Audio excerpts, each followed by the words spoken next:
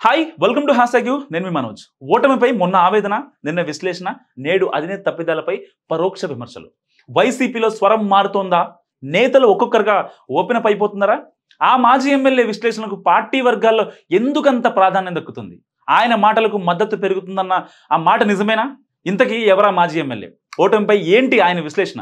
కర్ణుడి చావుకి కారణాలు ఎన్నో అన్నట్టుగా ఏపీలో వైసీపీ ఓటమికి కూడా రకరకాల విశ్లేషణలు బయటకు వస్తున్నాయి. ఈ క్రమంలో బయటి వాళ్ళు చెప్పే మాటలు ఒక ఎత్తు అయితే, తాజా మాజీ ఎమ్మెల్యేలు కొందరు చేస్తున్న విశ్లేషణలు చర్చనీయాంశంగా మారుతున్నాయి. గతంలో తమకు ఎదురైన అనుభవాలను వివరిస్తూ ఇప్పుడు బయటపెడుతున్నారు కొందరు.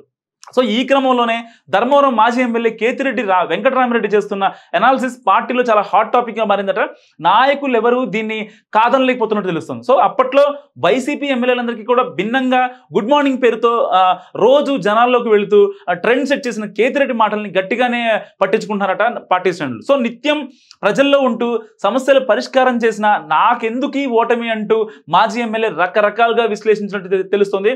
వాస్తవంగా మాట్లాడుకుంటే తెలుగుదేశం పార్టీ వేవ్లో కేతిరెడ్డి ఓటమి అనేది పెద్ద విషయం కాదంటున్నారు పొలిటికల్ పండిట్స్.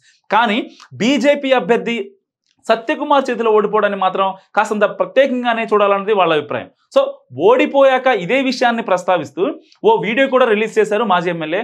అందులో చాలా అంశాలు ప్రస్తావించారు ఆయన. అయితే ఇదంతా ఆయనలో ఉన్న ఒక మనోవేదన, ఆవేదన అనుకున్నారు అప్పట్లో అంతా. కానీ ఆ తర్వాత వివిధ అంశాలపై కేతిరెడ్డి చేస్తున్న కామెంట్స్ నిజంగా పార్టీ వర్గాల్లో ఆలోచనలో చేస్తున్నాయట. సో మరీ ముఖ్యంగా ప్రభుత్వ సలహాదారు విషయంలో ఆయన నేరుగా చేసిన వ్యాఖ్యలను చాలా మంది సమర్థిస్తున్నారు. సో అప్పట్లో ఒక ఎమ్మెల్యే సీఎం సలహాదారుడు లేదంటే ఆయన కింద ఉన్న అధికారిని కలవాలంటే ఎన్ని ఇబ్బందులు పడాలో, ఎన్ని గంటలు వేచి ఉండాలో అందరికీ అర్థమయ్యేటట్లు మాజీ ఎమ్మెల్యే చెప్పిన విధానంపై పార్టీ వర్గాలు గట్టిగానే చర్చించుకున్నట్టు తెలుస్తుంది. ఈ వ్యాఖ్యల మీద అలా చర్చ జరుగుతున్న టైంలోనే తాజాగా ఓ ఇంటర్వ్యూలో అన్న మాటలు ఇంకా సెగలు పుట్టిస్తున్నాయట. అయితే ఇందులో ఏకంగా పార్టీ అధినేత లోపాలను ఎత్తి చూపారన్న అభిప్రాయం వ్యక్తం అవుతుందంటున్నారు. జగన్ గ్రౌండ్ రియాలిటీకి చాలా దూరంగా ఉండడం వల్లే ఓడిపోయారన్నది మాజీ ఎమ్మెల్యే మాటల సారాంశం.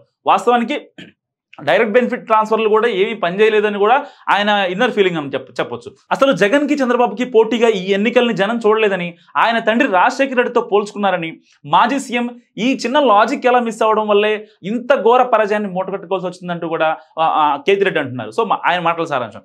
అంతేకాకుండా పవన్ కళ్యాణ్ విషయంలో కాపులు ఎంత సీరియస్గా ఉన్నారన్న విషయాన్ని కూడా గమనించలేకపోయారని, సో కొంప మునడానికి అది కూడా ఒక రీజన్ అన్నారు. సో ఇంత పెద్ద ప్రభుత్వ వ్యవస్థ చేతిలో ఉన్న కింది స్థాయిలో ప్రజల నాడి ఏంటనేది తెలుసుకోలేకపోవడం తప్పిదమైందన్నారు కేతిరెడ్డి. ఫైనల్లో కొండ బద్దలు కొట్టేశారు.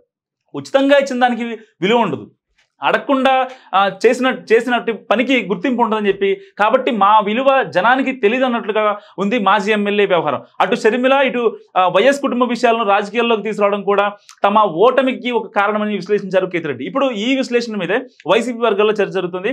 అందులో చాలా వరకు నిజాలున్నాయన్న అభిప్రాయం వైసీపీ శ్రేణుల్లో వ్యక్తమవుతుంది. అధినేతతో పాటు పార్టీలోని లోపాల గురించి నిర్మోహమాటంగా చెప్పగలడం మంచిదేనని, మరీ దీన్ని పెద్దలు ఎలా రిసీవ్ చేసుకుంటారో అన్న ఆరోపణలు కూడా సైతం వినిపిస్తున్నాయి వైసీపీలో. సో ఈ వీడియో గురించి మీరు అనుకుంటారో మా కామెంట్ రూపంలో తెలియజేయండి. చూస్తూనే ఉండండి హ్యాష్‌ట్యాగ్ యూ.